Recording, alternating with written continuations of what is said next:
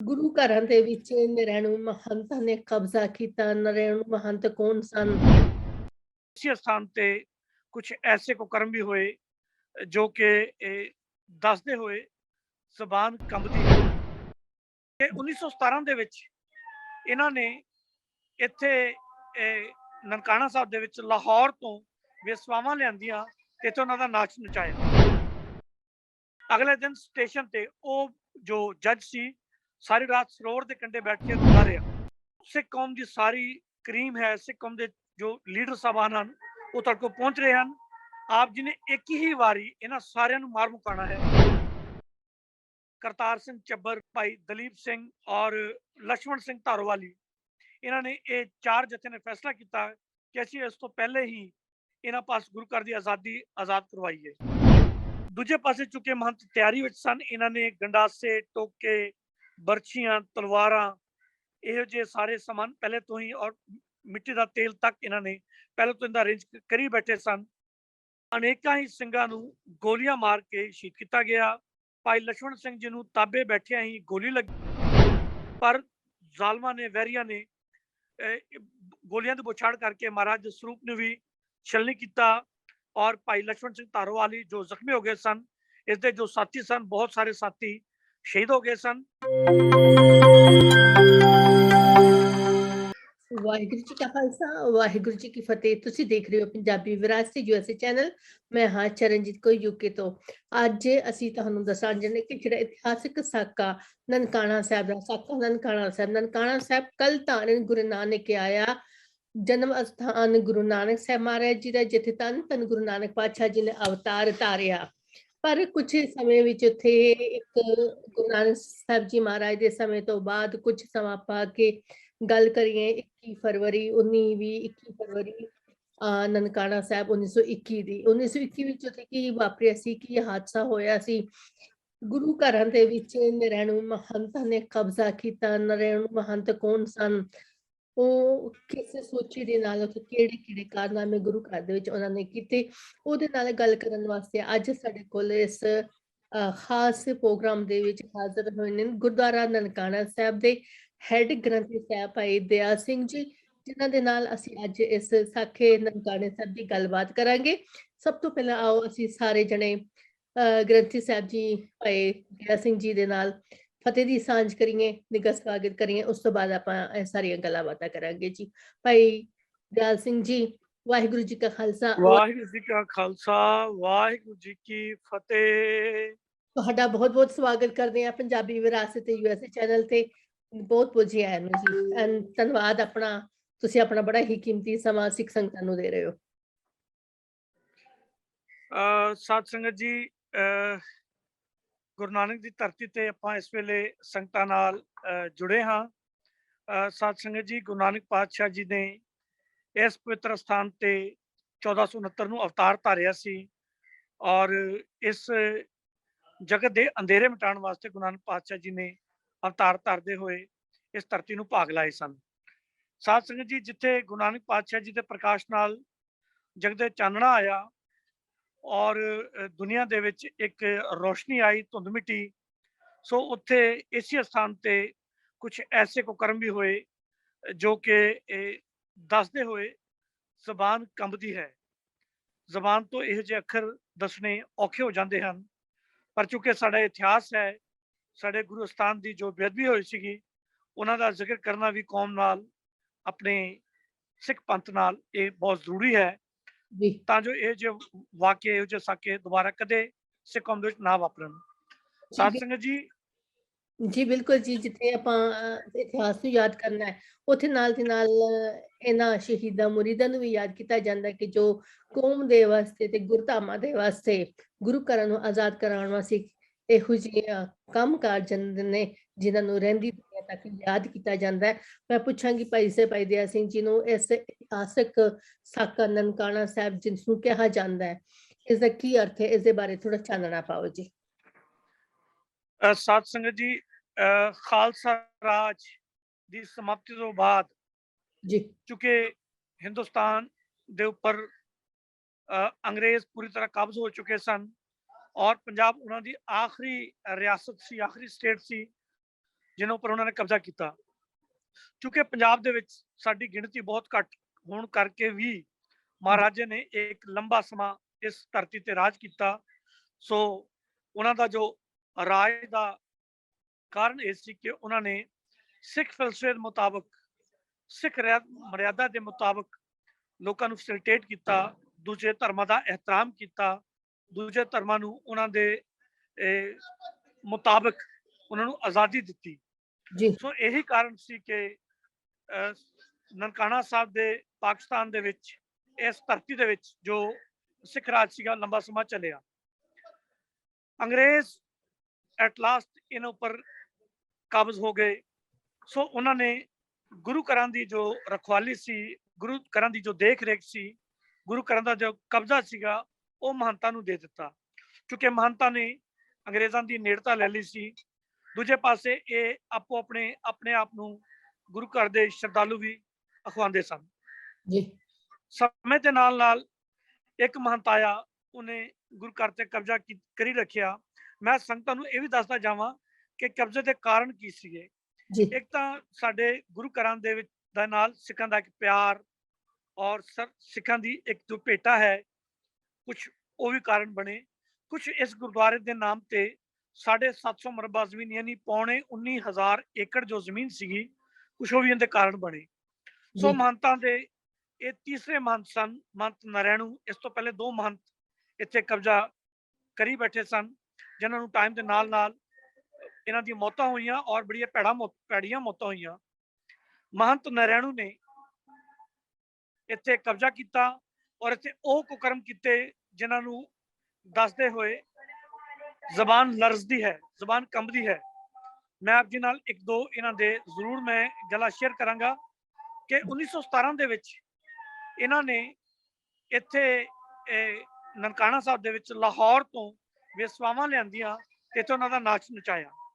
ਇਸ ਦੇ ਨਾਲ ਨਾਲ ਇੱਥੇ ਇੱਕ ਵਾਰ ਜਣਾ ਵਾਲੇ ਤੋਂ 5 ਬੀਬੀਆਂ ਗੁਰੂ ਘਰ ਪਹੁੰਚੀਆਂ ਔਰ ਉਹਨਾਂ 5 ਬੀਬੀਆਂ ਨੇ ਸੇਵਾ ਕਰਦੇ ਹੋਏ ਉਹਨਾਂ ਨੂੰ ਰਾਤ ਪੈ ਗਈ। ਇੱਥੋਂ ਸਵਾਰੀ ਨਾ ਹੋਣ ਕਰਕੇ ਉਹ 5 ਬੀਬੀਆਂ ਇੱਥੇ ਰਹੀਆਂ। ਸੋ ਇਹਨਾਂ ਦੇ ਜੇ ਦੁਸ਼ਟ ਸਨ, ਇਹਨਾਂ ਦੇ ਨਾਲ ਦੇ ਜੋ ਗੁੰਡੇ ਸਨ, ਉਹਨਾਂ ਨੇ ਬੇਪਤੀ ਕੀਤੀ ਔਰ ਉਹਨਾਂ ਨੂੰ ਮੌਤ ਦੀ ਘਾਟ ਉਤਾਰਿਆ, ਉਹਨਾਂ ਨੂੰ ਮਾਰ ਕੇ ਸੁੱਟ ਦਿੱਤਾ ਗਿਆ। ਇਸ ਤਰ੍ਹਾਂ ਇੱਕ ਹੋਰ ਬੀਬੀ ਨਾਲ ਇਸ ਦਾ ਵਾਕਿਆ ਹੋਇਆ। ਔਰ ਇੱਕ ਜੱਜ ਸੀ, ਹਿੰਦੂ ਜੱਜ ਸੀ, ਸਿੰਧ ਦਾ ਰਹਿਣ ਵਾਲਾ ਸੀਗਾ। ਉਹਨਾਂ ਨੇ ਆਪਣੀ ਇਮਾਨਦਾਰੀ ਨਾਲ ਆਪਣੀ ਜੌਬ ਦੀ ਸਮਾਪਤੀ ਤੋਂ ਬਾਅਦ ਸ਼ੁਕਰਾਨੇ ਵਜੋਂ ਨਨਕਾਣਾ ਸਾਹਿਬ ਪਹੁੰਚੇ, ਸ਼ਾਮ ਦੇ ਟਾਈਮ ਪਹੁੰਚੇ। ਸੋ ਉਹਨਾਂ ਨੂੰ ਕਮਰਾ ਦਿੱਤਾ ਗਿਆ ਔਰ ਕਮਰੇ 'ਚ ਹਨੇਰਾ ਸੀਗਾ। ਜੀ ਮਹੰਤਾਂ ਦੇ ਬੰਦਿਆਂ ਨੇ ਕਿਹਾ ਕਿ ਇਸ ਤਰ੍ਹਾਂ ਕਰੋ, ਇਹ ਲੜਕੀ ਨੂੰ ਸਾਡੇ ਨਾਲ ਭੇਜੋ, ਅਸੀਂ ਇਹਨਾਂ ਨੂੰ ਦੀਵਾ ਦੇ ਦਿਆਂਗੇ ਤੇਲ ਪਾ ਕੇ, ਤਾਂ ਜੋ ਤੁਹਾਡੇ ਕਮਰੇ 'ਚ ਰੋਸ਼ਨੀ ਰਹੇਗੀ। ਜੀ ਮਹੰਤ ਦੇ ਗੁੰਡਿਆਂ ਨੇ ਉਸ ਲੜਕੀ ਨੂੰ ਮਹੰਤ ਦੇ ਅੱਗੇ ਲੈ ਗਏ, ਜਿਸਨੇ ਉਸ ਲੜਕੀ ਨਾਲ ਬਹੁਤ ਜ਼ੁਲਮ ਕੀਤਾ, ਜਿਹਨੂੰ ਅਸੀਂ ਅੱਖਰਾਂ 'ਚ ਬਿਆਨ ਕਰਦੇ ਵੀ ਸਾਡੀ ਜ਼ੁਬਾਨ ਰੁਕਦੀ ਹੈ। ਸੋ ਕੁਝ ਸਮੇਂ ਬਾਅਦ ਲੜਕੀ ਖੂਨ ਨਾਲ ਲੱਥਪੱਥ ਬੁਰੀ ਹਾਲਤ ਦੇ ਵਿੱਚ ਆਪਣੇ ਕਮਰੇ ਪਹੁੰਚੀ ਔਰ ਆਪਣੇ ਪਿਤਾ ਨੂੰ ਉਹਨੇ ਸਾਰੀ ਦੱਸੀ ਗੱਲ। ਉਹਦੇ ਪਿਤਾ ਜੀ ਇੱਕ ਰਿਟਾਇਰਡ ਜੱਜ ਸਨ, ਗੁੱਸੇ 'ਚ ਆਏ ਤਾਂ ਉਹਨੇ ਕਿਹਾ ਕਿ ਮੈਂ ਇਹਨਾਂ ਨੂੰ ਦੇਖ ਲਵਾਂਗਾ। ਮਹੰਤ ਫੌਰੀ ਤੌਰ ਤੇ ਕਮਰੇ 'ਚ ਆਇਆ ਔਰ ਉਹਨਾਂ ਨੇ ਕਿਹਾ ਕਿ ਜੇ ਤੂੰ ਇਸ ਤਰ੍ਹਾਂ ਕਰੇਗਾ ਤੇ ਅਸੀਂ ਤੈਨੂੰ, ਤੇਰੀ ਘਰਵਾਲੀ ਨੂੰ, ਬੇਟੀ ਅਸੀਂ ਤੈਨੂੰ ਵੜ ਦੇਵਾਂਗੇ। ਔਰ ਦੁਬਾਰਾ ਫਿਰ ਉਹਦੀ ਬੱਚੀ ਨੂੰ ਚੁੱਕ ਕੇ ਲੈ ਗਏ। ਅਗਲੇ ਦਿਨ ਸਟੇਸ਼ਨ ਤੇ ਉਹ ਜੋ ਜੱਜ ਸੀ ਸਾਰੀ ਰਾਤ ਸਰੋਵਰ ਦੇ ਕੰਢੇ ਬੈਠ ਕੇ ਰੋਂਦਾ ਰਿਹਾ। ਅਗਲੇ ਦਿਨ ਜੱਜ ਜੋ ਸਟੇਸ਼ਨ ਤੇ ਪਹੁੰਚਿਆ ਤਦ ਉਹ ਲੜਕੀ ਉਹਨਾਂ ਦੇ ਹਵਾਲੇ ਕੀਤੀ ਗਈ। ਸੋ ਇਹ ਜੇ ਇੱਥੇ ਕੁਕਰਮ ਕੀਤੇ ਗਏ। ਉਸ ਤੋਂ ਬਾਅਦ ਫੈਸਲਾ ਕੀਤਾ ਗਿਆ, ਕਈ ਵਾਰੀ ਮਹੰਤ ਨਾਲ ਗੱਲਬਾਤ ਕਰਨ ਤੋਂ ਬਾਅਦ ਇਹ ਫੈਸਲਾ ਕੀਤਾ ਗਿਆ ਕਿ 3, 4 ਔਰ 5 ਮਾਰਚ 1921 ਨੂੰ ਸਿੱਖਾਂ ਦਾ ਇੱਕ ਬਹੁਤ ਵੱਡਾ ਇਕੱਠ ਕੀਤਾ ਜਾਏਗਾ ਔਰ ਉਦੋਂ ਮਾਰਚ ਨੂੰ ਇਕੱਠ ਕੀਤਾ ਜਾਏਗਾ ਜਿਸ ਦੇ ਵਿੱਚ ਇਹ ਮਹੰਤਾਂ ਪਾਸੋਂ ਗੁਰੂ ਘਰ ਆਜ਼ਾਦ ਕਰਵਾਇਆ ਜਾਏਗਾ। ਦੂਜੇ ਪਾਸੇ ਮਹੰਤ ਨੂੰ ਇਤਲਾਹ ਦੇ ਦਿੱਤੀ ਗਈ ਸੀਗੀ ਕਿ ਸਿੱਖ ਕੌਮ ਦੀ ਸਾਰੀ ਕਰੀਮ ਹੈ, ਸਿੱਖ ਕੌਮ ਦੇ ਜੋ ਲੀਡਰ ਸਾਹਿਬਾਨ ਹਨ ਉਹ ਤੁਹਾਡੇ ਕੋਲ ਪਹੁੰਚ ਰਹੇ ਹਨ। ਆਪ ਜੀ ਨੇ ਇੱਕ ਹੀ ਵਾਰੀ ਇਹਨਾਂ ਸਾਰਿਆਂ ਨੂੰ ਮਾਰ ਮੁਕਾਉਣਾ ਹੈ ਤਾਂ ਜੋ ਇਹ ਖੇਲ ਨੂੰ ਖਤਮ ਕਰੀਏ। ਸੋ ਇਹੋ ਜਿਹੇ ਉਹਨਾਂ ਨੇ ਫੈਸਲੇ ਲਏ। ਦੂਜੇ ਪਾਸੇ ਅੰਗਰੇਜ਼ਾਂ ਨੇ ਇਸ ਮਹੰਤ ਨੂੰ ਮਾਲੀ ਸਪੋਰਟ ਕਰਦੇ ਹੋਏ ਇਹ ਫੈਸਲਾ ਇਹ ਦੱਸਿਆ ਗਿਆ ਕਿ ਇਹ ਜਿਤਨੇ ਵੀ ਮਰਜ਼ੀ ਹਥਿਆਰ ਖਰੀਦੇ, इस तो पुछगिछ नहीं करनी है। जितने मर्जी ये बंदूका लवे, जितने मर्जी ਇਹੋ ਜਿਹੇ ਆਤਸ਼ੀ ਹਥਿਆਰ ਲਵੇਗਾ, ਇਹਨੂੰ ਕੋਈ ਪੁੱਛਗਿੱਛ ਨਹੀਂ ਕੀਤੀ ਜਾਏਗੀ, ਬਲਕਿ ਇਹਨੂੰ ਇਹ ਹਥਿਆਰ ਦਿੱਤੇ ਜਾਣਗੇ। ਇਸ ਗੱਲ ਦਾ ਸਿੰਘਾਂ ਨੂੰ ਵੀ ਪਤਾ ਲੱਗ ਗਿਆ ਕਿ ਮਹੰਤ ਇਸ ਆਰਾਧਨਾ ਨਾਲ ਬੈਠ ਕੇ 3, 4 और 5 ਮਾਰਚ ਦਾ ਜੋ ਫੈਸਲਾ ਕੀਤਾ ਗਿਆ ਉਸ ਦੇ ਮੁਤਾਬਕ ਇਹ ਕਤਲੇਆਮ ਕਰੇਗਾ। ਸੋ ਉਸ ਜੀ ਤੋਂ ਪਹਿਲੇ ਹੀ ਕਰਤਾਰ ਸਿੰਘ ਚੱਬਰ, ਭਾਈ ਦਲੀਪ ਸਿੰਘ ਔਰ ਲక్ష్మణ ਸਿੰਘ ਧਾਰੋਵਾਲੀ, ਇਹਨਾਂ ਨੇ ਇਹ 4 ਜਥੇ ਨੇ ਫੈਸਲਾ ਕੀਤਾ ਕਿ ਅਸੀਂ ਇਸ ਤੋਂ ਪਹਿਲੇ ਹੀ ਇਹਨਾਂ ਪਾਸ ਗੁਰੂ ਘਰ ਦੀ ਆਜ਼ਾਦੀ ਆਜ਼ਾਦ ਕਰਵਾਈਏ। ਕਿਉਂਕਿ ਮਹੰਤ ਨੇ 20 ਫਰਵਰੀ ਵਾਲੇ ਦਿਨ ਲਾਹੌਰ ਜਾਣਾ ਸੀ, 19 ਫਰਵਰੀ ਵਾਲੇ ਦਿਨ ਲਾਹੌਰ ਜਾਣਾ ਸੀ, ਉੱਥੇ ਇਹਦੀ ਕੋਈ ਮੀਟਿੰਗ ਸੀਗੀ। ਸੋ ਇਸ ਕਰਕੇ ਫਿਰ ਇਹ ਨਿਰਣਾ ਲਿਆ ਗਿਆ ਕਿ ਅਸੀਂ ਉਸੇ ਦਿਨ ਉੱਥੇ ਜਾਵਾਂਗੇ ਔਰ ਗੁਰੂ ਘਰ ਦੀ ਆਜ਼ਾਦ ਕਰਾਵਾਂਗੇ।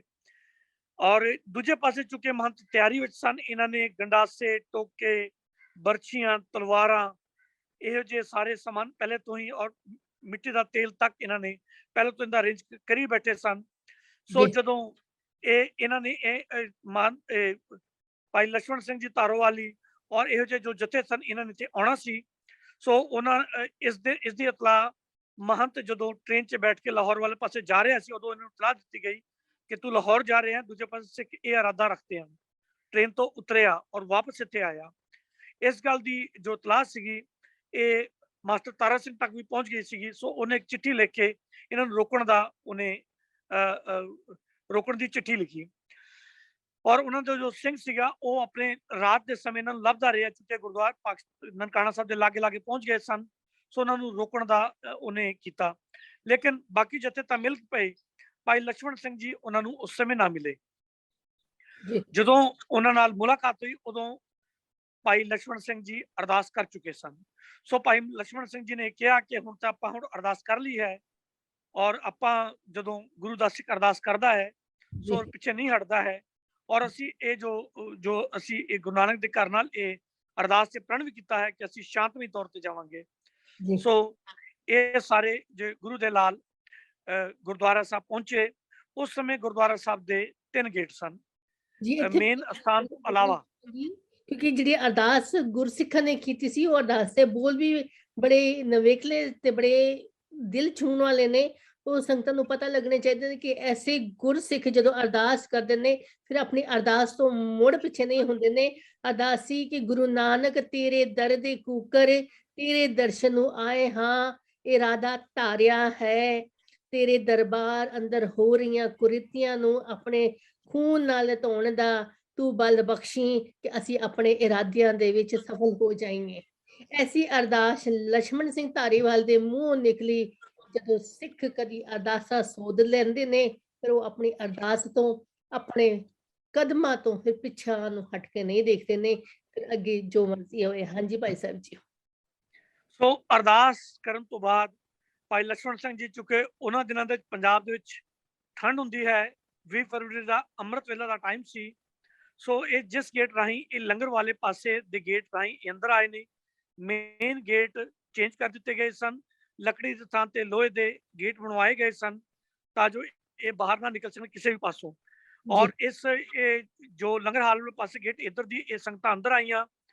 ਭਾਈ ਲక్ష్మణ ਸਿੰਘ ਜੀ ਧਾਰੋਵਾਲੀ ਤਾਬੇ ਬੈਠੇ ਸਨ। ਪ੍ਰਕਾਸ਼ ਉਪਰੰਤ ਆਸਾ ਦੀ ਵਾਰ ਦਾ ਕੀਰਤਨ ਚੱਲ ਰਿਹਾ ਸੀ ਜਦੋਂ ਇਹਨਾਂ ਗੁੰਡਿਆਂ ਨੇ ਅਚਾਨਕ ਹਮਲਾ ਕਰ ਦਿੱਤਾ।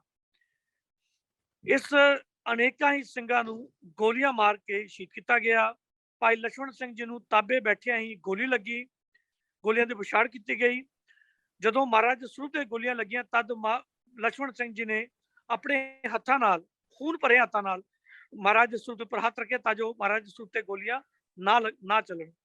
ਪਰ ਜ਼ਾਲਮਾਂ ਨੇ, ਵੈਰੀਆਂ ਨੇ ਗੋਲੀਆਂ ਦੀ ਵਿਛਾੜ ਕਰਕੇ ਮਹਾਰਾਜ ਸਰੂਪ ਨੂੰ ਵੀ ਛਲਨੀ ਕੀਤਾ। ਔਰ ਭਾਈ ਲక్ష్మణ ਸਿੰਘ ਧਾਰੋਵਾਲੀ ਜੋ ਜ਼ਖਮੀ ਹੋ ਗਏ ਸਨ, ਇਸਦੇ ਜੋ ਸਾਥੀ ਸਨ, ਬਹੁਤ ਸਾਰੇ ਸਾਥੀ ਸ਼ਹੀਦ ਹੋ ਗਏ ਸਨ। ਜੋ ਬਚੇ ਕੁਚੇ ਸਨ ਉਸ ਟਾਈਮ ਉਹਨਾਂ ਦੀ ਜੋ ਦੂਸਰੀ ਫੋਰਸ ਸੀ, ਉਹਨਾਂ ਨੇ ਅੰਦਰ ਆ ਕੇ ਟੋਕਿਆਂ ਨਾਲ ਜ਼ਿੰਦਾ ਸਿੰਘਾਂ ਨੂੰ ਟੋਟੇ ਕਰਨੇ ਸ਼ੁਰੂ ਕਰ ਦਿੱਤੇ। ਜੋ ਆਪਣੇ ਪੁਰਾਤਨ ਅਰਦਾਸਾਂ ਨੇ ਇਹਦੇ ਬਾਕਾਇਦਾ ਦਾ ਜ਼ਿਕਰ ਆਉਂਦਾ ਹੈ, ਜੰਡਾਂ ਨਾਲ ਬਣ ਕੇ ਸਾੜੇ ਗਏ ਸਨ, ਟੋਟੇ ਕੀਤੇ ਗਏ ਸਨ। ਸੋ ਉਸ ਸਮੇਂ ਉਹਨਾਂ ਨੇ ਸਿੰਘਾਂ ਨੂੰ ਵੱਢ ਕੇ 4 ਢੇਰ ਟੋਟਿਆਂ ਦੇ ਕਰ ਦਿੱਤੇ ਸਨ ਔਰ 10 ਢੇਰ ਜੋ ਹੈ ਉਹਨਾਂ ਦੇ ਹੱਡੀਆਂ ਦੇ ਬਣਾ ਦਿੱਤੇ ਗਏ ਸਨ।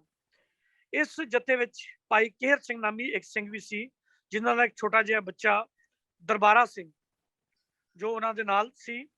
ਉਸ ਸਮੇਂ ਭਾਈ ਕੇਹਰ ਸਿੰਘ ਨੇ ਆਪਣੇ ਬੱਚੇ ਨੂੰ ਗੁਰੂ ਘਰ ਦੇ ਅੰਦਰ ਇੱਕ ਛੋਟੀ ਜਿਹੀ ਅਲਮਾਰੀ ਦੇ ਵਿੱਚ ਬੱਚੇ ਨੂੰ ਬਿਠਾ ਦਿੱਤਾ ਸੀ। ਜੀ ਜਦੋਂ ਇਹ ਸ਼ਹੀਦੀਆਂ ਹੋਈਆਂ, ਗੋਲੀਆਂ ਚੱਲੀਆਂ, ਤਦ ਉਹ ਬੱਚੇ ਨੇ ਵੀ ਕਿਹਾ, ਪਿਤਾ ਜੀ ਮੈਨੂੰ ਕਿਉਂ ਛੱਡ ਰਹੇ ਹੋ, ਮੈਂ ਵੀ ਸ਼ਹੀਦ ਹੋਣਾ ਹੈ, ਪਿਤਾ ਜੀ ਮੈਨੂੰ ਵੀ ਬਾਹਰ ਆਣ ਦਿਓ, ਮੈਂ ਵੀ ਸ਼ਹੀਦ ਹੋਣਾ ਹੈ। ਸੋ ਜੀ ਇਹ ਬੱਚੇ ਦੇ ਇਹ ਅਲਫਾਜ਼ ਸਨ। ਬੱਚੇ ਨੂੰ ਉਸ ਸਮੇਂ ਇਹ ਸਾਰਾ ਕੁਝ ਹੋ ਚੁੱਕਿਆ ਸੀ। ਜ਼ਾਲਮਾਂ ਨੇ, ਦੁਸ਼ਟਾਂ ਨੇ ਉਸ ਬੱਚੇ ਨੂੰ ਉਸ ਅਲਮਾਰੀ ਚੋਂ ਕੱਢ ਕੇ ਦੋ ਟੋਟੇ ਕੀਤਾ ਔਰ ਮੱਚਦੀ ਅੱਗ ਜੋ ਇਹ ਅੱਧ ਸੜੀਆਂ ਜੋ ਲਾਸ਼ਾਂ ਸੇ ਹਿੰਦੂ ਪਰਿਵਾਰਾਂ ਨੇ ਮਿੱਟੀ ਦਾ ਤੇਲ ਪਾ ਕੇ ਅੱਗ ਲਾਇਆ ਸੀਗਾ, ਉਸ ਜੀ ਬੱਚੇ ਨੂੰ ਵੀ ਦੋ ਟੋਟੇ ਕਰਕੇ ਉਸ ਅੱਗ ਦੇ ਵਿੱਚ ਸੁੱਟ ਦਿੱਤਾ ਸੀ। ਸੋ ਮੇਰੇ ਗੁਰੂ ਦੇ ਲਾਲਾ ਨੇ ਇਸ ਤਰ੍ਹਾਂ ਇਹ ਸ਼ਹੀਦੀਆਂ ਸ਼ਾਂਤਮਈ ਤੌਰ ਤੇ ਦਿੱਤੀਆਂ। ਸੋ ਬਿਲਕੁਲ ਜੀ, ਬੜੇ ਹੀ ਸ਼ਾਂਤਮਈ ਨਾਲ ਉਹਨਾਂ ਗੁਰਸਿੱਖਾਂ ਨੇ ਉੱਥੇ ਸ਼ਹੀਦੀਆਂ ਪ੍ਰਾਪਤ ਕੀਤੀਆਂ। ਇੱਕ 12 ਸਾਲ ਦਾ ਬੱਚਾ ਵੀ ਉਸ ਨੂੰ ਉਹਨਾਂ ਨੂੰ ਨਹੀਂ ਦਿਖਾਈ ਦਿੱਤਾ। ਉਸ 12 ਸਾਲ ਦੇ ਬੱਚੇ ਨੂੰ ਵੀ ਉਹਨਾਂ ਨੇ ਇਹ ਦੋ ਟੋਟੇ ਕੱਢ ਕਰਕੇ ਅੱਗ ਦੇ ਵਿੱਚ ਸੁੱਟ ਦਿੱਤਾ। ਲਾਸਾਨੀ ਸ਼ਹਾਦਤ ਹੋਈ ਉਹਨਾਂ ਗੁਰਸਿੱਖਾਂ ਦੀ। ਬੜੇ ਹੀ ਸ਼ਾਂਤਮਈ ਢੰਗ ਦੇ ਨਾਲ ਆਸਾਂ ਦੀ ਆਵਾਜ਼ ਸਤਿਨਾਮ ਵਾਹਿਗੁਰੂ ਦਾ ਜਾਪ ਕਰਦੇ ਹੋਏ ਉਹਨਾਂ ਸਿੱਖਾਂ ਨੇ ਉੱਥੇ ਸ਼ਹੀਦੀ ਪ੍ਰਾਪਤ ਕੀਤੀ। ਸੋ ਅਸੀਂ ਇੱਥੇ ਹੋਰ ਵੀ ਗੱਲ ਕਰਾਂਗੇ। ਸ਼ਹਾਦਤਾਂ ਦਾ ਦੌਰ ਇਸ ਤਰ੍ਹਾਂ ਹੀ ਚੱਲਦਾ ਰਿਹਾ। ਅੱਜ ਤੀਕਣ ਹੀ ਜੇ ਆਪਾਂ ਦੇਖੀਏ, ਅੱਜ ਤੀਕਣ ਹੀ ਸਿੰਘਾਂ ਨੂੰ ਸ਼ਹਾਦਤਾਂ, ਸ਼ਹੀਦੀਆਂ ਦੇਣੀਆਂ ਪੈ ਰਹੀਆਂ ਨੇ। ਸਿੰਘ ਸ਼ਹੀਦ ਹੋ ਰਹੇ ਨੇ। ਸਿੱਖਾਂ ਨੂੰ ਹਰ ਪਾਸੇ ਆਪਣੀਆਂ ਸ਼ਹਾਦਤਾਂ ਦੇ ਕੇ ਹੀ ਕੌਮ ਦੇ ਕਾਜ ਕਰਨੇ ਪੈ ਰਹੇ ਨੇ, ਕਿਉਂਕਿ ਸਿੱਖ ਇੱਕ ਅਜਿਹੀ ਵਿਲੱਖਣ ਕੌਮ ਹੈਗੀ ਹੈ ਜਿਹੜੀ ਆਪਣੀਆਂ ਸ਼ਹੀਦੀਆਂ ਦੇ ਨਾਲ ਹੀ ਇੱਕ ਨਵਾਂ ਇਤਿਹਾਸ ਰਚਦੀ, ਇੱਕ ਨਵਾਂ ਇਤਿਹਾਸ ਰਚ ਕੇ ਆਪਣੀ ਕੌਮ ਨੂੰ ਆਜ਼ਾਦ ਕਰਵਾਉਂਦੀ ਹੈ। ਸੋ ਸਿੱਖ ਅੱਜ ਵੀ ਜੇ ਦੇਖਿਆ ਜਾਵੇ, ਸਿੱਖਾਂ ਨੇ ਹਰ ਪਾਸੇ ਸ਼ਹੀਦੀਆਂ ਦਿੱਤੀਆਂ ਨੇ। ਅਸੀਂ ਇਸ ਸਮੇਂ ਭਾਈ ਸਾਹਿਬ ਜੀ ਦੇ ਨਾਲ ਨਨਕਾਣਾ ਸਾਹਿਬ ਤੋਂ ਹੀ ਸਿੱਧਾ ਜੁੜ ਚੁੱਕੇ ਹਾਂ। ਤੁਸੀਂ ਪਿਛਲਾ ਦ੍ਰਿਸ਼ ਦੇਖ ਰਹੇ ਹੋ, ਜਿੱਥੇ ਉਹ ਦਰਖਤ ਹੈ, ਜਿੱਥੇ ਇਹ ਜੰਡ ਦੇ ਨਾਲ ਗੁਰਸਿੱਖਾਂ ਨੂੰ ਸ਼ਹੀਦ ਕੀਤਾ ਜਾਂਦਾ ਸੀ, ਗਿਆ ਸੀਗਾ। ਛੋਟੇ ਛੋਟੇ ਬੱਚਿਆਂ ਨੂੰ ਬਲਦੀ ਅੱਗ ਦੇ ਵਿੱਚ ਸੁੱਟਿਆ ਗਿਆ ਸੀ। ਤੇ ਜਿਹੜੇ ਸਿੱਖਾਂ ਨੇ ਅਰਦਾਸ ਕੀਤੀ, ਭਾਈ ਲਛਮਣ ਸਿੰਘ ਜਦੋਂ ਤਾਬੇ ਬੈਠੇ, ਉਹਨਾਂ ਨੂੰ ਗੋਲੀਆਂ ਲੱਗੀਆਂ। ਤਾਬੇ ਸ੍ਰੀ ਗੁਰੂ ਗ੍ਰੰਥ ਸਾਹਿਬ ਮਹਾਰਾਜ ਜੀ ਨੂੰ ਗੋਲੀਆਂ ਲੱਗੀਆਂ। ਉਹਨਾਂ ਨੂੰ ਬਚਾਉਂਦੇ ਬਚਾਉਂਦੇ ਤੇ ਭਾਈ ਲਛਮਣ ਸਿੰਘ ਜੀ ਨੂੰ ਵੀ ਉਹਨਾਂ ਨੇ ਜੰਡ ਦੇ ਨਾਲ ਸਾੜ ਦਿੱਤਾ। ਸੋ ਇਹ ਪਾਵਨ ਪਵਿੱਤਰ ਅਸਥਾਨ ਤੋਂ ਭਾਈ ਦਇਆ ਸਿੰਘ ਜੀ ਸਾਡੇ ਨਾਲ ਜੁੜੇ ਹੋਏ ਹਨ। ਥੋੜੀ ਜਿਹੀ ਟੈਕਨੀਕਲ ਪ੍ਰੋਬਲਮ ਹੋਣ ਕਰਕੇ ਆਪਾਂ ਪੂਰੀ ਗੱਲਬਾਤ ਇਹਨਾਂ ਨਾਲ ਨਹੀਂ ਕਰ ਸਕਦੇ ਪਏ ਹਾਂ, ਪਰ ਪਿੱਛੇ ਆਪ ਜੀ ਫੋਟੋ ਦੇ ਵਿੱਚ ਦੇਖ ਰਹੇ ਹੋ, ਉਹ ਜੰਡ ਜਿੱਥੇ ਸਿੱਖਾਂ ਨੂੰ ਸ਼ਹੀਦ ਕੀਤਾ ਗਿਆ ਸੀ। ਸਿੱਖਾਂ ਨੂੰ ਜੀਂਦੇ ਜੀ ਅੱਗ ਦੇ ਵਿੱਚ ਰੂਹ ਦੇ ਨਾਲ ਲਪੇੜ ਕੇ, ਪੁੱਠਾ ਲਟਕਾ ਕੇ, ਕੇਸਾਂ ਤੋਂ ਪੈਰਾਂ ਤੱਕ ਅੱਗ ਲਾ ਕੇ ਸ਼ਹੀਦ ਕੀਤਾ ਸੀ। ਉਹ ਕੈਸੇ ਸਿੱਖ ਸਨ?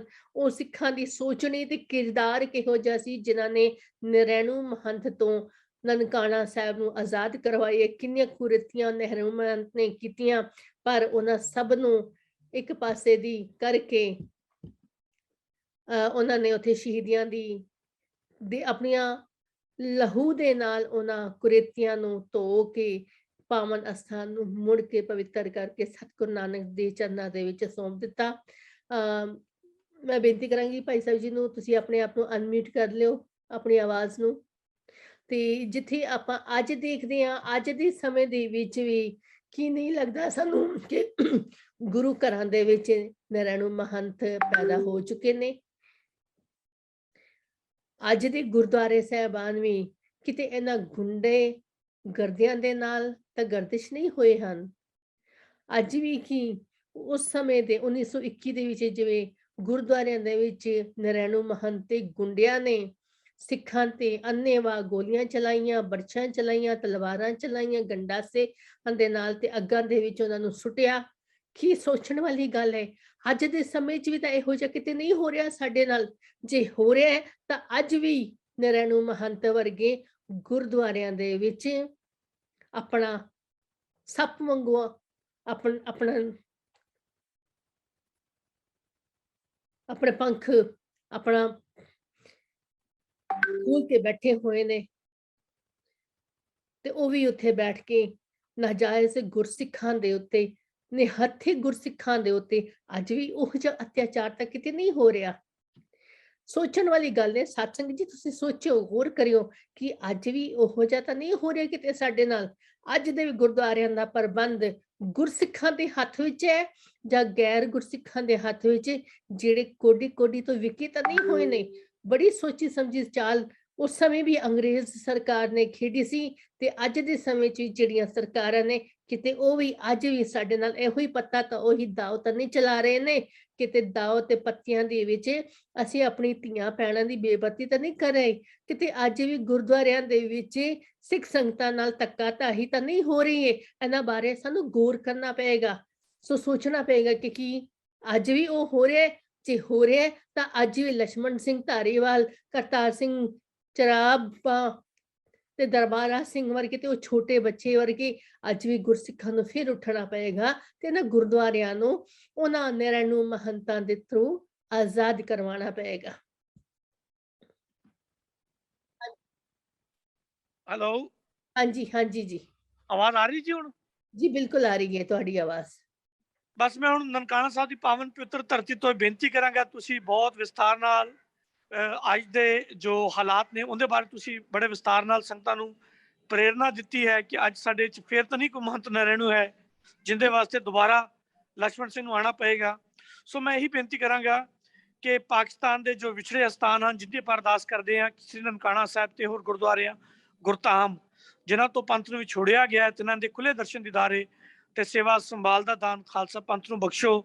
ਸੋ ਮੈਂ ਬੇਨਤੀ ਕਰਾਂਗਾ ਕਿ ਆਪ ਸੰਗਤਾਂ ਪਾਕਿਸਤਾਨ ਦੇ ਗੁਰਧਾਮਾਂ ਦੀ ਯਾਤਰਾ ਵਾਸਤੇ ਜ਼ਰੂਰ ਆਓ, ਇੱਥੇ ਜ਼ਰੂਰ ਨਤਮਸਤਕ ਹੋ, ਇੱਥੇ ਜ਼ਰੂਰ ਮੱਥਾ ਟੇਕੋ, ਆਪਣੇ ਸਥਾਨ ਦੇ ਦਰਸ਼ਨ ਕਰੋ। ਜਦੋਂ ਤੁਸੀਂ ਜੰਡ ਦੇ ਥੱਲੇ ਖੜੇ ਹੋਵੋਗੇ ਤਦ ਤੁਹਾਨੂੰ ਇਸ ਜੰਡ ਦੀ ਔਰ ਗੁਰਦੁਆਰੇ ਦੀ ਆਜ਼ਾਦੀ ਦੀ ਅਹਿਮੀਅਤ ਬਾਰੇ ਚ ਬਿਹਤਰ ਪਤਾ ਲੱਗੇਗਾ। ਜਦੋਂ ਤੁਸੀਂ ਨਨਕਾਣਾ ਸਾਹਿਬ ਦੇ ਸਥਾਨਾਂ ਤੇ ਨਤਮਸਤਕ ਹੋਵੋਗੇ, ਜਿੱਥੇ ਗੁਰੂ ਨਾਨਕ ਦੇ ਚਰਨਾਂ ਤੇ ਤੁਹਾਡੀ ਹਾਜ਼ਰੀ ਲੱਗੇਗੀ, ਉੱਥੇ ਤੁਹਾਨੂੰ ਇਹਨਾਂ ਸੇਵਾਵਾਂ ਦੇ ਵੀ ਤੁਹਾਨੂੰ ਜ਼ਰੂਰ ਮਹਿਸੂਸ ਹੋਏਗਾ ਕਿ ਅੱਜ ਸਾਡੇ ਸਥਾਨ ਸਾਡੇ ਤੋਂ ਕਿਉਂ ਵਿਛੜੇ ਨੇ। ਅੱਜ ਅਸੀਂ ਸਥਾਨਾਂ ਨੂੰ ਛੱਡ ਕੇ ਗਏ ਹਾਂ, ਜਾਂ ਸਥਾਨ ਨੇ ਸਾਨੂੰ ਇੱਥੋਂ ਬਾਹਰ ਕੱਢਿਆ ਹੈਗਾ ਕਿ ਜਾਓ ਤੁਸੀਂ ਇਸ ਲਾਇਕ ਨਹੀਂ ਕਿ ਤੁਸੀਂ ਇਹਦੇ ਸਥਾਨਾਂ ਦੇ ਦਰਸ਼ਨ ਦੀਦਾਰੇ ਜਾਂ ਇੱਥੇ ਸੇਵਾ ਸੰਭਾਲਤਾ ਕਰ ਸਕੋ। ਸੋ ਇਹੋ ਜਿਹੀਆਂ ਗੱਲਾਂ ਅਸੀਂ ਉਦੋਂ ਮਹਿਸੂਸ ਕਰਾਂਗੇ ਜਦੋਂ ਅਸੀਂ ਇਹਨਾਂ ਏਜੰਡਾ ਦੇ ਥੱਲੇ ਆ ਕੇ ਖੜੇ ਹੋਵਾਂਗੇ, ਅਰਦਾਸ ਕਰਾਂਗੇ। ਸਮੇਂ ਦੇ ਉੱਪਰ ਮੇਰੀ ਹੁਣ ਬੇਨਤੀ ਹੈ ਛੋਟੀ ਜਿਹੀ ਕਿ ਆਪਾਂ ਇਹ ਸ਼ਹੀਦੀ ਦਿਹਾੜਾ ਮਨਾ ਰਹੇ ਹਾਂ। ਆਪਾਂ ਜਦੋਂ ਅੱਜ ਦੇ ਦਿਨ ਆਪਾਂ ਜਿੰਨੇ ਵੱਧ ਤੋਂ ਵੱਧ ਚੌਪਾਈ ਸਾਹਿਬ ਦੇ ਪਾਠ ਕਰੀਏ ਔਰ ਇਹਨਾਂ ਸ਼ਹੀਦਾਂ ਦੇ ਚਰਨਾਂ 'ਚ ਆਪਾਂ ਆਪਣੀ ਹਾਜ਼ਰੀ ਲਵਾਈਏ। ਸੋ ਮੇਰੀ ਇਹ ਬੇਨਤੀ ਹੈ ਕਿ ਅੱਜ ਆਪਾਂ ਚੌਪਾਈ ਸਾਹਿਬ ਦੇ ਪਾਠ ਕਰਨੇ ਹਨ ਔਰ ਇਹਨਾਂ ਸ਼ਹੀਦਾਂ ਨੂੰ ਸ਼ਰਧਾਂਜਲੀ ਭੇਟ ਕਰਨੀ ਹੈ। ਜੀ ਸੋ ਬਿਲਕੁਲ ਜੀ। ਹਾਂਜੀ, ਮੈਂ ਭਾਈ ਸਾਹਿਬ ਜੀ ਨੂੰ ਇੱਕ ਗੱਲ ਹੋਰ ਪੁੱਛਣਾ ਚਾਹਾਂਗੀ ਜੋ ਕਿ ਖਾਸ ਕਰਕੇ ਇਸ ਨਾਲ ਹੀ ਇਹਦੇ ਨਾਲ ਹੀ ਸੰਬੰਧ ਰੱਖਦੀ ਹੈ। ਕਹਿੰਦੇ ਨੇ ਕਿ ਪਾਕਿਸਤਾਨ ਵਿੱਚ ਗੁਰਸਿੱਖ ਨਹੀਂ ਨੇ, ਉਹ ਕਹਿੰਦੇ ਨੇ ਸਰਕਾਰ ਤੋਂ ਜਾਂ ਉੱਥੋਂ ਦੇ ਲੋਕਾਂ ਵੱਲੋਂ ਬਣਾਏ ਗਏ ਹੈਗੇ ਨੇ। ਤੁਸੀਂ ਇਹਦੇ ਬਾਰੇ ਵੀ ਥੋੜਾ ਜਿਹਾ ਖੁਲਾਸਾ ਕਰ ਦਿਓ, ਕਿਉਂਕਿ ਜਿਹੜੇ ਅਫਗਾਨਿਸਤਾਨ ਦੇ ਸਿੱਖ ਵੀ ਸਿੱਖ ਨੇ, ਉਹ ਸਮਿਆਂ ਵਿੱਚ ਉੱਥੋਂ ਵਸਦੇ ਨੇ, ਤੇ ਕੀ ਪਾਕਿਸਤਾਨ ਵਿੱਚ ਜਿਹੜੇ ਸਿੱਖ ਵਸਦੇ ਨੇ ਉਹ ਵੀ ਪੁਰਾਣੇ ਸਮੇਂ ਤੋਂ ਵਸ ਰਹੇ ਨੇ ਜਾਂ ਅਜੋਕੇ ਸਮੇਂ ਚ ਹੀ ਉੱਥੇ ਵਰਸਾਏ ਗਏ ਹਨ? ਅਫਗਾਨਿਸਤਾਨ ਦੇ ਜੋ ਸੰਗਤਾਂ ਨੇ ਔਰ ਪਾਕਿਸਤਾਨ ਜੋ ਸੰਗਤਾਂ ਨੇ ਜੋ ਬਾਰਡਰ ਏਰੀਆ ਦੇ ਉੱਪਰ ਹੈ ਨੇ, ਇਹਨਾਂ ਜੀ ਦੇ ਦਰਮਿਆਨ ਇੱਕ ਲਕੀਰ ਜੀ ਸੀ। ਪਾਕਿਸਤਾਨ ਬਣਨ ਤੋਂ ਬਾਅਦ ਦੋਨੇ ਪਾਸੇ ਚ ਰਹਿੰਦੇ ਸਨ, ਅਫਗਾਨਿਸਤਾਨ ਦੇ ਵਿੱਚ ਵੀ ਔਰ ਪਾਕਿਸਤਾਨ ਦੇ ਇਹਨਾਂ ਏਰੀਆ ਦੇ ਵਿੱਚ ਵੀ, ਜਿਹੜੇ ਅਫਗਾਨਿਸਤਾਨ ਦੇ ਨਾਲ ਲੱਗਦੇ ਇਲਾਕੇ ਸਨ। ਜੀ ਪਾਕਿਸਤਾਨ ਦੀ ਵੰਡ ਤੋਂ ਬਾਅਦ ਪੰਜਾਬ ਦੇ ਸਿੱਖਾਂ ਦਾ ਬਹੁਤ ਵੱਡੀ ਗਿਣਤੀ 'ਚ ਖਾਲੀ ਹੋ ਗਏ। ਇਹ ਸਭ ਹਿੰਦੁਸਤਾਨ ਦੇ ਇਲਾਕਿਆਂ ਨੂੰ ਤੁਰ ਪਏ, ਚਲੇ ਗਏ। ਪੰਜਾਬ ਦੇ ਸਿੱਖ ਨਾ ਹੋਣ ਦੇ ਬਰਾਬਰ ਰਹਿ ਗਏ ਸਨ। ਫਿਰ ਉਸ ਤੋਂ ਬਾਅਦ 65 ਦੀ ਜੰਗ ਹੋਣ ਤੋਂ ਬਾਅਦ ਸ਼੍ਰੋਮਣੀ ਗੁਰਦੁਆਰਾ ਪ੍ਰਬੰਧਕ ਕਮੇਟੀ ਦਾ ਕੰਟਰੋਲ ਵੀ ਜਨਮ ਸਥਾਨ ਤੇ ਖਤਮ ਹੋ ਗਿਆ ਸੀਗਾ। 71 ਦੀ ਜੰਗ ਤੋਂ ਬਾਅਦ ਇੱਥੇ ਕੇਵਲ 2 ਸਿੰਘ ਰਹਿ ਗਏ ਸਨ ਜੋ ਇਸ ਇਲਾਕੇ ਦੇ ਵਸਨੀਕ ਸਨ। 72 ਦੇ ਵਿੱਚ ਮੇਰੇ ਪਿਤਾ ਜੀ 3 ਭਰਾ ਇਸ ਸਥਾਨ ਤੇ, ਪਾਕਿਸਤਾਨ ਦੇ ਨਨਕਾਣਾ ਸਾਹਿਬ ਦੇ ਸਥਾਨ ਤੇ ਰਹਿਣ ਵਾਸਤੇ ਆ ਗਏ ਸਨ। ਜੀ ਮੇਰਾ ਜਨਮ 73 ਦਾ ਹੈ ਔਰ ਨਨਕਾਣਾ ਸਾਹਿਬ ਦਾ ਮੇਰਾ ਜਨਮ ਹੈ। ਉਸ ਤੋਂ ਬਾਅਦ ਮੇਰੇ ਪਿਤਾ ਜੀ ਨੇ ਔਰ ਮੇਰੇ ਪਿਤਾ ਜੀ ਦੇ 2 ਭਰਾ ਮੇਰੇ ਚਾਚਾ ਨੇ ਇਸ ਸਥਾਨ ਦੀ ਸੇਵਾ ਸੰਭਾਲਤਾ ਕੀਤੀ ਬਹੁਤ ਲੰਬੇ ਟਾਈਮ ਤੱਕ। ਮੇਰੇ ਪਿਤਾ ਜੀ ਦੇ 106 ਸਾਲ ਦੀ ਉਮਰ ਦੇ ਵਿੱਚ ਇੱਥੋਂ 2019 ਦੇ ਵਿੱਚ ਚਲਾਣਾ ਕਰ ਗਏ ਸਨ, ਪਰ ਉਸ ਸਮੇਂ ਇੱਥੇ ਲਗਭਗ 250 ਘਰ ਪਹੁੰਚ ਚੁੱਕੇ ਸਨ। 90 ਤੱਕ ਯਾਨੀ 18 ਸਾਲਾਂ ਦੇ ਵਿੱਚ ਇੱਥੇ 13 ਘਰ ਨਨਕਾਣਾ ਸਾਹਿਬ ਦੀ ਧਰਤੀ ਤੇ ਬਣ ਚੁੱਕੇ ਸਨ, ਮੁਖਤਲਿਫ ਇਲਾਕਿਆਂ ਤੋਂ ਆ ਕਰਕੇ। 90 ਤੋਂ ਬਾਅਦ ਫਿਰ 2005 ਤੱਕ ਇੱਥੇ ਲਗਭਗ 150 ਘਰ ਸਿੱਖਾਂ ਦਾ ਹੋ ਚੁੱਕਿਆ ਸੀਗਾ ਔਰ ਅੱਜ ਇੱਥੇ 250 ਸਿੱਖ ਪਰਿਵਾਰ ਇੱਥੇ ਨਨਕਾਣਾ ਸਾਹਿਬ ਦੀ ਪਾਵਨ ਪਵਿੱਤਰ ਧਰਤੀ ਤੇ ਰਹਿੰਦੇ ਹਨ। ਜਿਹੜੇ ਲੋਕ ਇਹ ਕਹਿੰਦੇ ਨੇ ਕਿ ਪਤਾ ਨਹੀਂ ਇਹ ਸਿੱਖ ਕਿੱਥੋਂ ਆ ਗਏ ਹਨ, ਇੱਥੇ ਤਾਂ ਸਿੱਖ ਨਹੀਂ ਸਨ, ਜੀ ਉਹਨਾਂ ਦੇ ਜਾਣਕਾਰੀ ਵਾਸਤੇ ਮੈਂ ਦੱਸਦੇ ਹਾਂ ਕਿ ਮਹਾਰਾਜਾ ਰਣਜੀਤ ਸਿੰਘ ਦੇ ਰਾਜ ਸਮੇਂ ਜਦੋਂ ਕਾਬਲ ਕੰਧਾਰ ਤੱਕ ਸਿੱਖ ਗਏ ਨੇ, ਇਹ ਕਾਬਲ ਕੰਧਾਰ ਦੇ ਜਿਹੜੇ ਲੋਕ ਨੇ ਇਹ ਵੀ ਉਹਨਾਂ ਦੇ ਸਿਪਾਹੀ ਪਰਿਵਾਰਾਂ ਚੋਂ ਨੇ, ਔਰ ਜਿਹੜੇ ਸਾਡੇ ਪਰਿਵਾਰ ਨੇ ਇਹ ਵੀ ਮਹਾਰਾਜਾ ਰਣਜੀਤ ਸਿੰਘ ਦੇ, ਹਰੀ ਸਿੰਘ ਨਲਵਾ ਦੇ ਸਿਪਾਹੀ ਪਰਿਵਾਰਾਂ ਦੇ ਵਿੱਚੋਂ ਹੀ ਅਸੀਂ ਪਰਿਵਾਰ ਹਾਂ। ਸੋ ਇਹ ਉਹੀ ਪਰਿਵਾਰ ਨੇ ਜੋ ਅਫਗਾਨਿਸਤਾਨ ਔਰ ਪਾਕਿਸਤਾਨ ਦੋਨੇ ਪਾਸੇ ਰਹਿ ਰਹੇ ਨੇ। ਔਰ ਅੱਜ ਗੁਰੂ ਨਾਨਕ ਦੀ ਬਖਸ਼ਿਸ਼ ਹੈ ਕਿ ਅਫਗਾਨਿਸਤਾਨ ਦੇ ਗੁਰਦੁਆਰਿਆਂ ਦੇ ਵਿੱਚ ਵੀ, ਚੁੱਕਿਆ ਸਾਡੀ ਗਿਣਤੀ ਬਹੁਤ ਘਟ ਗਈ ਹੈ ਅਫਗਾਨਿਸਤਾਨ ਦੇ ਵਿੱਚ, ਜੀ ਪਰ ਫਿਰ ਵੀ ਗੁਰਦੁਆਰਿਆਂ ਦੇ ਵਿੱਚ ਸਿੱਖ ਅੱਜ ਵੀ ਰਹਿ ਰਹੇ ਹਨ। ਇਸੇ ਤਰ੍ਹਾਂ ਪਾਕਿਸਤਾਨ ਦੇ ਗੁਰਦੁਆਰਿਆਂ ਦੇ ਵਿੱਚ ਵੀ ਉਹੀ ਸਿੰਘ ਹਨ ਜਿਹੜੇ ਕਿ ਨਸਲ ਦਰ ਨਸਲ ਬਹੁਤ ਪੁਰਾਣੇ ਕਈ ਨਸਲਾਂ ਤੋਂ ਇਹ ਜੋ ਸਿੱਖ ਨੇ ਇਹ ਇਹਨਾਂ ਸਥਾਨਾਂ ਤੇ ਉੱਪਰ ਹੁਣ ਆ ਕਰਕੇ ਇਹਨਾਂ ਸਥਾਨਾਂ ਦੀ ਸੇਵਾ ਸੰਭਾਲਤਾ ਕਰ ਰਹੇ ਹਨ। ਸੋ ਬਿਲਕੁਲ ਜੀ, ਅਸੀਂ ਮੁੜ ਵਾਪਸ ਸਾਕਾ ਨਨਕਾਣਾ ਸਾਹਿਬ ਵੱਲ ਆਉਂਦੇ ਹਾਂ। ਧੰਨਵਾਦ ਤੁਹਾਡਾ, ਤੁਸੀਂ ਥੋੜੀ ਜਿਹੀ ਜਾਣਕਾਰੀ ਦਿੱਤੀ ਹੈਗੀ ਹੈ। ਜਿਹੜੇ ਸ਼ਹੀਦ ਸਿੰਘ ਹੋਏ ਸਨ, ਅਨੇਕ ਸਿੰਘ ਸ਼ਹੀਦ ਹੋਏ ਸਨ, ਉਹਨਾਂ ਦੀ ਯਾਦ ਵਿੱਚ ਇੱਥੇ ਕੋਈ ਖਾਸ ਪ੍ਰੋਗਰਾਮ ਉਹ ਲਿਖਿਆ ਜਾਂਦਾ ਹੈਗਾ, ਉਹਨਾਂ ਦੀ ਯਾਦ ਵਿੱਚ ਕੀਤਾ ਜਾਂਦਾ ਹੈ ਜਾਂ ਨਹੀਂ, ਉਹਦੇ ਬਾਰੇ ਥੋੜਾ ਚਾਨਣਾ ਪਾਓ। ਹਰ ਸਾਲ ਗੁਰਦੁਆਰਾ ਜਨਮ ਸਥਾਨ ਦੇ ਵਿੱਚ ਅਖੰਡ ਪਾਠ ਸਾਹਿਬ ਦੀ ਆਰੰਭਤਾ 19 ਫਰਵਰੀ ਨੂੰ ਕੀਤੀ ਜਾਂਦੀ ਹੈ ਜੀ ਔਰ 21 ਫਰਵਰੀ ਨੂੰ ਉਹਨਾਂ ਦੇ ਭੋਗ ਪਾਏ ਜਾਂਦੇ ਹਨ। ਬਹੁਤ ਵੱਡੀ ਗਿਣਤੀ ਦੇ ਸੰਗਤਾਂ ਇੱਥੇ ਆ ਕਰਕੇ ਨਤਮਸਤਕ ਹੁੰਦੀਆਂ ਹਨ। ਇਹਨਾਂ ਦੇ ਸ਼ਹੀਦਾਂ ਨੂੰ ਸ਼ਰਧਾ ਦੇ ਫੁੱਲ ਭੇਟ ਕੀਤੇ ਜਾਂਦੇ ਹਨ। ਇੱਥੇ ਜਿੱਥੇ ਸਿੱਖਾਂ ਦੀ ਬਹੁਤ ਵੱਡੀ ਗਿਣਤੀ ਦੇ ਇੱਥੇ ਇਹਨਾਂ ਦਿਨਾਂ ਦੇ ਵਿੱਚ ਪੇਸ਼ਾਵਰ ਤੋਂ, ਸਿੰਧ ਤੋਂ, ਪੰਜਾ ਸਾਹਿਬ ਦੇ ਇਲਾਕੇ ਤੋਂ, ਲਾਹੌਰ ਦੇ ਵਿੱਚ ਕਾਫੀ ਸਿੱਖ ਕਰ ਰਹੇ ਨੇ ਔਰ ਵਿਦੇਸ਼ਾਂ ਤੋਂ ਵੀ ਆ ਜਾਂਦੇ ਨੇ। ਇਸ ਵਾਰ ਗਿਆਨੀ ਹਰਪ੍ਰੀਤ ਸਿੰਘ ਜੀ ਵੀ ਇਸ ਪ੍ਰੋਗਰਾਮ ਤੇ ਆਏ ਹਨ। ਸੋ ਜੋ ਅਕਾਲ ਤਖਤ ਦੇ ਜਥੇਦਾਰ ਹਨ। ਸੋ ਇਸ ਤਰ੍ਹਾਂ ਹੈ ਕਿ ਇਹਨਾਂ ਨੂੰ ਮਨਾਉਣ ਵਾਸਤੇ ਅਸੀਂ ਬਹੁਤ ਉਚੇਚੇ ਢੰਗ ਨਾਲ ਪਾਕਿਸਤਾਨ ਸਰਕਾਰ, ਵੈਕੂ trust property board, Pakistan Sikh Gurdwara ਪ੍ਰਬੰਧਕ ਕਮੇਟੀ ਬਹੁਤ ਅੱਛੇ ਤਰੀਕੇ ਨਾਲ ਇਹਨਾਂ ਨੂੰ ਮਨਾਉਂਦੇ ਹਨ ਔਰ ਹਰ ਵਾਰੀ ਇਹ ਦੇਸ਼ਾਂ ਵਿਦੇਸ਼ਾਂ ਦੇ ਸੰਗਤਾਂ ਨੂੰ ਵੀ ਚਿੱਠੀਆਂ ਪਾਉਂਦੇ ਹਨ ਕਿ ਆਓ ਤੁਸੀਂ ਆਪਣੇ ਅਸਥਾਨ ਤੇ ਨਤਮਸਤਕ ਹੋਵੋ, ਆਪਣੇ ਸ਼ਹੀਦਾਂ ਦੇ, ਗੁਰੂਆਂ ਦੇ ਦਿਨ ਦਿਹਾੜੇ ਮਨਾਇਆ ਕਰੋ। ਸੋ ਜਿਨ੍ਹਾਂ ਨੂੰ ਮੇਰਾ ਗੁਰੂ ਨਾਨਕ ਪਾਤਸ਼ਾਹ ਬੁਲਾ ਲੈਂਦੇ ਹਨ ਉਹ ਇਹਨਾਂ ਸਥਾਨਾਂ ਤੇ ਆ ਕੇ ਦਰਸ਼ਨ ਕਰਦੇ ਹਨ, ਇਹਨਾਂ ਸਥਾਨਾਂ ਤੇ ਆ ਕੇ ਆਪਣੇ ਦਿਨ ਦਿਹਾੜ ਮਨਾਉਂਦੇ ਹਨ। ਤਾਂ ਜੋ ਨਹੀਂ ਮਨਾ ਸਕਦੇ, ਮੈਂ ਉਹਨਾਂ ਨੂੰ ਇਹ ਬੇਨਤੀ ਕਰਾਂਗਾ ਕਿ ਆਪਣੇ ਕਰਮਾਂ 'ਚ ਇਹ ਲਿਖਾ ਸਕਦੇ ਹੋ ਤੁਸੀਂ ਵੀ ਰੋਜ਼ ਗੁਰੂ ਨਾਨਕ ਦੇ ਚਰਨਾਂ ਨਾਲ ਜੁੜੋ। ਆਪਾਂ ਜਦੋਂ ਗੁਰੂ ਨਾਨਕ ਦੇਵ ਜੀ ਪ੍ਰਕਾਸ਼ ਦਿਹਾੜਾ ਮਨਾਉਂਦੇ ਹਾਂ ਉਹ ਤਾਂ ਆਪਾਂ ਸਾਰੇ ਰਲ ਮਿਲ ਕੇ ਜਪਜੀ ਸਾਹਿਬ ਜੀ ਦੇ ਲੜੀਵਾਰ ਪਾਠ ਕਰਿਆ ਕਰੀਏ। ਜੀ ਜਦੋਂ ਆਪਾਂ ਗੁਰੂ ਅਰਜਨ ਦੇਵ ਜੀ ਦਾ ਸ਼ਹੀਦੀ ਦਿਵਸ ਮਨਾਈਏ ਉਦੋਂ ਆਪਾਂ ਸੁਖਮਨੀ ਸਾਹਿਬ ਦੇ ਪਾਠ ਕਰੀਏ। ਜਦੋਂ ਆਪਾਂ ਸਾਕਾ ਨਨਕਾਣਾ ਸਾਹਿਬ ਮਨਾਉਣਾ ਹੈ ਉਦੋਂ ਆਪਾਂ ਚੌਪਈ ਸਾਹਿਬ ਜੀ ਦੇ ਪਾਠ ਕਰਨੇ ਹਨ। ਇਹ ਆਪਣਾ ਨੇਮ ਬਣਾਈਏ, ਆਪਣੇ ਨਿਤਨੇਮ ਤੋਂ ਇਲਾਵਾ ਆਪਾਂ ਇਹ ਨੇਮ ਬਣਾਈਏ ਕਿ ਆਪਾਂ ਸ਼ਹੀਦਾਂ ਨੂੰ ਗੁਰੂ ਨਾਨਕ ਦੇਵ ਜੀ ਦੇ ਚਰਨਾਂ 'ਚ ਹਾਜ਼ਰੀ ਲਾਉਣ ਵਾਸਤੇ ਆਪਾਂ ਇਹ ਪਾਠ ਕਰਿਆ ਕਰਨੇ ਹਨ। ਜੀ ਸੋ ਆਪਾਂ ਇਹ ਆਪਣਾ ਨੇਮ ਬਣਾਉਂਦੇ ਹੋਏ ਆਪਾਂ ਇੱਥੇ ਹਾਜ਼ਰੀ ਆਪਣੀ ਲਵਾਈਏ। ਸੋ ਬਿਲकुल जी करनी चाहिए। सो आप जी का मैं तहे दिलों ਧੰਨਵਾਦ ਕਰਾਂਗੀ ਜੋ ਆਪ ਜੀ ਨੇ ਸਾਕਾ ਨਨਕਾਣਾ ਸਾਹਿਬ ਜੀ ਦਾ ਇਹਨਾਂ ਬੜੇ ਸੋਹਣੇ ਅੱਖਰਾਂ ਦੇ ਨਾਲ ਉਹਨਾਂ ਇਤਿਹਾਸ ਨੂੰ ਆਪ ਜੀ ਨੇ ਦੱਸਿਆ, ਦਰਸਾਇਆ ਸਿੱਖ ਸੰਗਤਾਂ ਨੂੰ। ਕਿਉਂਕਿ ਆਪ ਜੀ ਦਾ ਹੋਰ ਵੀ ਧੰਨਵਾਦ ਪੰਜਾਬੀ ਵਿਰਾਸਤ ਕਰਦਾ ਹੈ ਕਿਉਂਕਿ ਆਪ ਜੀ ਨੇ ਉਹ ਮਹਾਰਾਜ ਦੇ ਦਰਸ਼ਨ ਕਰਵਾਏ ਨੇ ਬਿਲਕੁਲ ਸਾਹਮਣੇ। ਆਪ ਜੀ ਦੇ ਬਿਲਕੁਲ ਪਿੱਛੇ ਹੀ ਜੰਡ ਜਿੱਥੇ ਸਿੱਖਾਂ ਨੂੰ ਸ਼ਹੀਦ ਕਰਵਾਇਆ ਗਿਆ ਸੀਗਾ। ਸੋ ਧੰਨ ਸਾਰੀਆਂ ਸਿੱਖ ਸੰਗਤਾਂ ਨੇ ਜਿਹੜੀਆਂ ਕਿ ਉੱਥੇ ਸੇਵਾਵਾਂ ਕਰਦੀਆਂ ਨੇ ਤੇ ਗੁਰੂ ਅੱਗੇ ਜਿਹੜੀਆਂ ਉਹ ਵੀ ਧੰਨ ਹਨ ਜਿਹੜੀਆਂ ਹਰ ਰੋਜ਼ ਗੁਰੂ ਅੱਗੇ ਹੱਥ ਜੋੜ ਅਰਦਾਸ ਕਰਦੀਆਂ ਨੇ ਕਿ ਜਿਨ੍ਹਾਂ ਗੁਰਦੁਆਰਿਆਂ ਗੁਰਧਾਮਾਂ ਤੋਂ ਸਿੱਖਾਂ ਨੂੰ ਵੀ ਛੋੜਿਆ ਗਿਆ ਹੈ, ਇਹ ਦਰਸ਼ਨ ਦੀਦਾਰ ਤੇ ਸੇਵਾ ਸੰਭਾਲ ਦਾ ਦਾਨ ਬਖਸ਼ਣ। ਸੋ ਬਿਲਕੁਲ ਜੀ, ਉਸ ਪਾਵਨ ਦਰਸ਼ਨ ਦੀ ਨਾ ਦੇ ਅਸਥਾਨਾਂ ਦੇ ਦਰਸ਼ਨ ਦੀਦਾਰੇ ਹੁੰਦੇ ਰਹਿਣ। ਆਪ ਜਿਹੇ ਗੁਰਸਿੱਖ ਜਿੱਥੇ ਜਿੱਥੇ ਵਸਦੇ ਹੋ, ਸੇਵਾ ਨਿਭਾਉਂਦੇ ਹੋ, ਉਹਨਾਂ ਦੇ ਦੁਆਰਾ ਆਪ ਜੀ ਦੇ ਦੁਆਰਾ ਹੀ ਸਿੱਖ ਸੰਗਤਾਂ ਨੂੰ ਦਰਸ਼ਨ ਦੀਦਾਰੇ ਹੁੰਦੇ ਨੇ। ਗੁਰੂ ਪਾਤਸ਼ਾਹ ਰਹਿਮਤ ਕਰੇ ਸਭਨਾਂ ਨੂੰ, ਗੁਰੂ ਘਰ ਦੀ ਸੇਵਾ ਸੰਭਾਲ ਦਰਸ਼ਨ ਦੀਦਾਰੇ ਹੁੰਦੇ ਰਹਿਣ। ਮੈਂ ਆਪ ਜੀ ਦਾ ਤਹਿ ਦਿਲੋਂ ਧੰਨਵਾਦ ਕਰਦੀ ਹਾਂ। ਆਪ ਜੀ ਦੇ ਖਾਸ ਸਮੇਂ ਦੇ ਲਈ ਬਹੁਤ ਬਹੁਤ ਧੰਨਵਾਦ ਤੁਹਾਡਾ। ਅਗਲੇ ਆਉਣ ਵਾਲੇ ਸਮੇਂ 'ਚ ਅਸੀਂ ਤੁਹਾਡੇ ਨਾਲ ਫੇਰ ਗੱਲਬਾਤ ਕਰਾਂਗੇ। ਆਪ ਜੀ ਨੂੰ ਇੱਕ ਵਾਰ ਫੇਰ ਪੰਜਾਬੀ ਵਿਰਾਸਤ USA ਚੈਨਲ ਤੇ ਨਿੱਘਾ ਸਵਾਗਤ ਹੈ ਤੇ ਬਹੁਤ ਬਹੁਤ ਧੰਨਵਾਦ ਤੁਹਾਡਾ। ਧੰਨਵਾਦ ਜੀ।